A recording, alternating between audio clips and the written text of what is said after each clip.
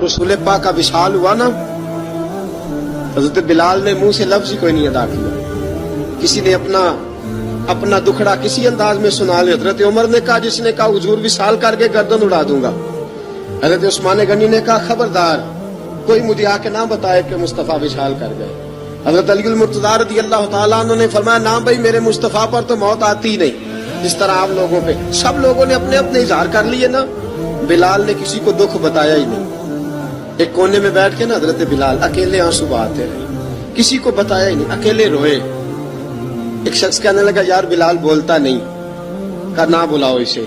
عصر کی نماز کا وقت ہوا نا تو وہ بلال جو کعبے کی چھت پہ بغیر سیڑھیوں کے چڑھ گیا تھا، وہ بلال جو کعبے کی چھت پہ بغیر کسی سہارے کے چڑھ گیا تھا، اس بلال کو کہا کہ بلال چڑھ ذرا، آذان پڑھ، مسجد کی چھت پہ چڑھ جا. حضرت بلال کئی بار چڑھے اور کئی بار گرے، کئی بار چڑھے اور کئی بار گرے. حضرت بلال حبشی رضی اللہ تعالیٰ نے آواز دی، کہا سلمان میری مدد کرنا، میری مدد کرنا. اب مجھ سے چڑھا نہیں جاتا، اب مجھ سے جایا نہیں جاتا. جناب سلمان فارسی نے بھی سوال نہیں پوچھا کہ بلال تو بیمار ہے، یہ نہیں پوچھا. حضرت بلال کو دو چار صحابہ نے اٹھایا، چھت پہ پہنچایا. بلال نے اذان شروع کی. جب کہا نا اللہ اکبر اللہ اکبر، وہ آواز جس میں بڑا سوز ہوتا تھا، بڑی درد، بڑی بلندی ہوتی تھی، بڑا جوش خروش ہوتا تھا، آج وہ آواز دب گئی. جب بلال نے کہا نا اشہد ان لا الہ الا اللہ، حضرت بلال رضی اللہ تعالیٰ عنہ نے تھوڑی دیر روک کے سانس لیا.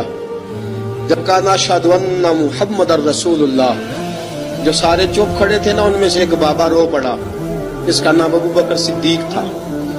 جب حضرت ابو بکر صدیق کی آنکھ میں آنسو آیا تو حضرت بلال چھت کے اوپر زمین پہ گرے، زمین پہ گرے اور کہا ابو بکر یہ ڈیوٹی کسی اور کی لگا دے، یہ ڈیوٹی کسی اور کی لگا دے، اب میری روح اجازت نہیں دیتی، مصطفیٰ کریم کے بعد مجھ سے اذان نہیں پڑھی جائے گی.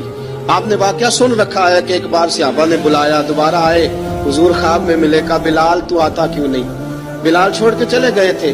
فرمایا اب میرا یہاں دل نہیں لگتا. ملک شام کے شہر حلب میں چلے گئے تھے، چھوڑ دیا تھا مدینہ منورہ. اب میری نگاہوں میں جچتا نہیں کوئی، جیسے میرے محبوب ہیں ایسا نہیں کوئی. حضور خواب میں ملے، آئے مدینے. حضرت بلال آخری بار، لوگوں نے کہا اذان پڑھو. کہا مجھے وہ اذان بھول ہی گئی ہے جو مجھے مصطفیٰ کریم کے زمانے میں پڑھا کرتا تھا، مجھ سے نہیں پڑھی جاتی.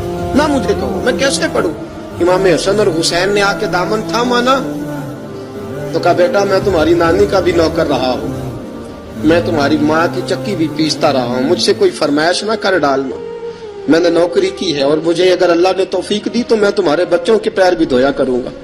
لیکن امام حسن رضی اللہ تعالیٰ عنہ نے فرمایا بلال ایک بار تو اذان سنانی پڑے گی. سنائی بلال نے اذان. کوئی گھر مدینے میں ایسا نہیں تھا جہاں سے رونے کی آواز نہ آئی ہو.